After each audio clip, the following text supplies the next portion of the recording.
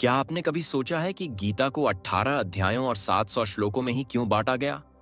आखिर इन अंकों के पीछे ऐसा कौन सा रहस्य छुपा है जिसने हजारों सालों से गीता को सिर्फ एक किताब नहीं, बल्कि जीवन का मार्गदर्शक बना दिया?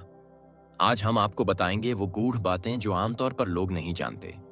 ये सिर्फ अध्यायों की गिनती नहीं, बल्कि जीवन के हर मोड़ पर मिलने वाले उत्तरों की चाबी है। तो वीडियो को अंत तक जरूर देखें, क्योंकि इसमें आपको मिलेगा वो ज्ञान जो आपके जीवन का अंधेरा मिटा सकता है। और हाँ, अगर यह बातें आपके दिल को छुएं तो वीडियो को लाइक करें, कमेंट में लिखें कि गीता का कौन सा अध्याय आपके जीवन को सबसे ज्यादा प्रेरित करता है, और इसे शेयर करके इस ज्ञान की रोशनी औरों तक भी पहुंचाएं। यही सच्ची एंगेजमेंट है और यही गीता का असली संदेश। गीता के 18 अध्याय और 700 श्लोक का रहस्य केवल एक धार्मिक ग्रंथ की कहानी नहीं है, बल्कि यह मानव जीवन की संपूर्ण यात्रा का नक्शा है। यह वह ज्ञान है जिसे स्वयं भगवान ने रणभूमि में अर्जुन के माध्यम से समस्त मानवता को दिया था। यही कारण है कि गीता का प्रत्येक अध्याय जीवन के किसी न किसी सत्य से जुड़ा हुआ है।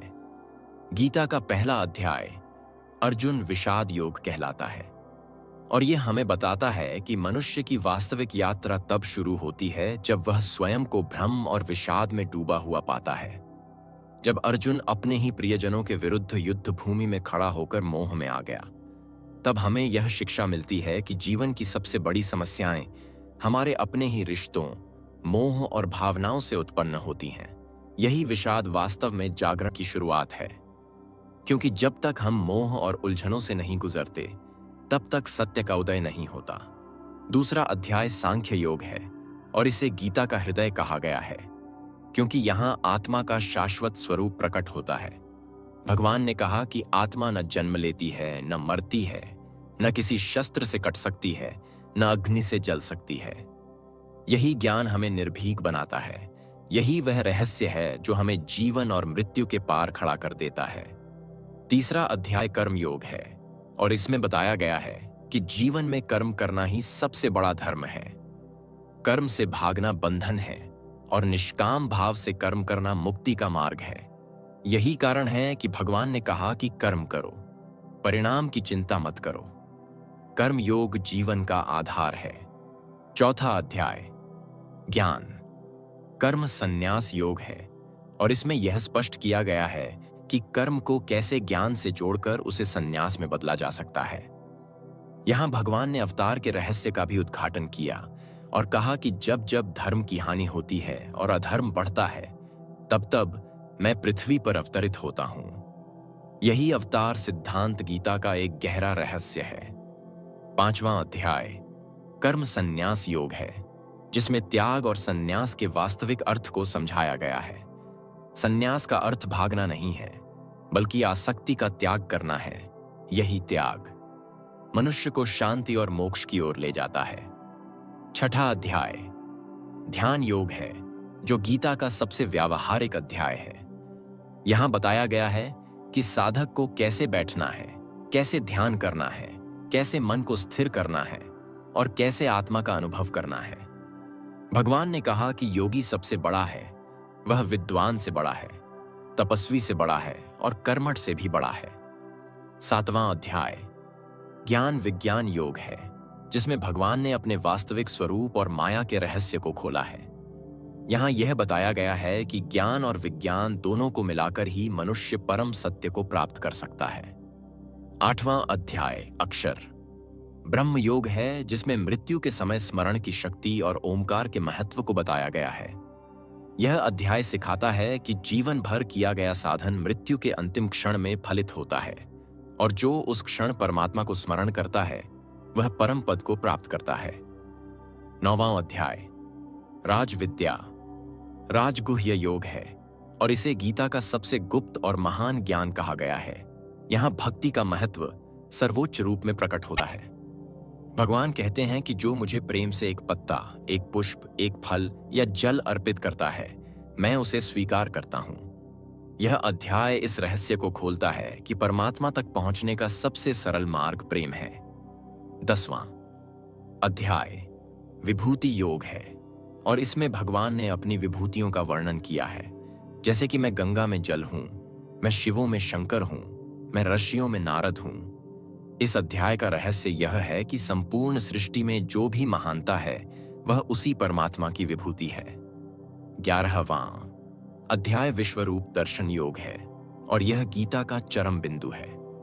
यहां अर्जुन ने भगवान का विश्वरूप देखा जो समय, काल और संहार का स्वरूप था। इस दर्शन से यह स्पष्ट हुआ कि संपूर्ण ब्रह्मांड उसी परमात्मा में स्थित है और हर वस्तु उसका ही अंश है। 12वां अध्याय भक्ति योग है और इसमें भगवान ने भक्ति के महत्व को सर्वोच्च बताया है। भक्ति ही वह मार्ग है जिससे कोई भी मनुष्य, चाहे वह ज्ञानी हो या अज्ञानी, सीधे परमात्मा तक पहुंच सकता है। 13वां अध्याय क्षेत्र क्षेत्रज्ञ विभाग योग है और इसमें शरीर और आत्मा का रहस्य बताया गया है। शरीर क्षेत्र है और आत्मा क्षेत्रज्ञ है जो इसे जानता है। 14वां अध्याय गुणत्रय विभाग योग है और 3 गुणों का विस्तार से वर्णन किया गया है। यह अध्याय सिखाता है कि कैसे मनुष्य इन गुणों के प्रभाव में बंधा रहता है और उनसे ऊपर उठकर ही मुक्त हो सकता है। 15वां अध्याय पुरुषोत्तम योग है और यह गीता का अत्यंत दार्शनिक अध्याय है। यहां उस अश्वत्थ वृक्ष का वर्णन है जिसकी जड़ें ऊपर हैं और शाखाएं नीचे, यही संसार का प्रतीक है। और पुरुषोत्तम योग सिखाता है कि उस वृक्ष को विवेक की तलवार से काटकर परम पुरुष तक पहुंचना है। 16वां अध्याय दैवासुर संपद विभाग योग है और इसमें दैवी और आसुरी प्रवृत्तियों का वर्णन है। दैवी प्रवृत्तियां जैसे अहिंसा, दया, सत्य हमें मोक्ष की ओर ले जाती हैं, जबकि आसुरी प्रवृत्तियां जैसे क्रोध, लोभ, ईर्ष्या हमें बंधन में डालती हैं। 17वां अध्याय श्रद्धात्रय विभाग योग है और इसमें बताया गया है कि श्रद्धा भी गुणों के अनुसार होती है, सात्विक, राजसिक और तामसिक। और जैसा मनुष्य का भोजन, पूजा और जीवन होता है, वैसी ही उसकी श्रद्धा होती है। 18वां अध्याय मोक्ष संन्यास योग है और यह गीता का अंतिम और सबसे गहरा अध्याय है। इसमें सभी अध्यायों का सार है और भगवान ने स्पष्ट कहा कि जो भी मेरे शरण में आता है, मैं उसे समस्त पापों से मुक्त कर देता हूं। यही अध्याय बताता है कि मोक्ष का रहस्य पूर्ण समर्पण और भक्ति में है।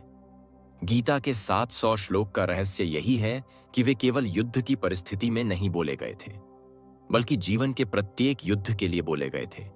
हर श्लोक एक दीपक की तरह है जो अंधकार में मार्ग दिखाता है और हर अध्याय जीवन की एक मंजिल की तरह है। पहला अध्याय हमें विषाद से परिचित कराता है और अंतिम अध्याय हमें मोक्ष तक पहुंचाता है। गीता की यह यात्रा वास्तव में हर इंसान की आत्मा की यात्रा है, जहां वह अज्ञान से ज्ञान की ओर और मोह से मुक्ति की ओर जाता है। यही गीता का रहस्य है कि 700 श्लोकों में संपूर्ण जीवन का सार छुपा हुआ है और यही कारण है कि हजारों वर्षों बाद भी गीता आज उतनी ही प्रासंगिक है जितनी कुरुक्षेत्र की रणभूमि में थी। गीता के 18 अध्याय और 700 श्लोक केवल एक धार्मिक ग्रंथ नहीं, बल्कि एक जीवित मार्गदर्शक हैं जो हर काल, हर परिस्थिति और हर युग में मनुष्य को राह दिखाते हैं। इन 18 अध्यायों को जब हम गहराई से देखते हैं तो हमें यह समझ आता है कि यह जीवन की यात्रा का संपूर्ण मानचित्र है।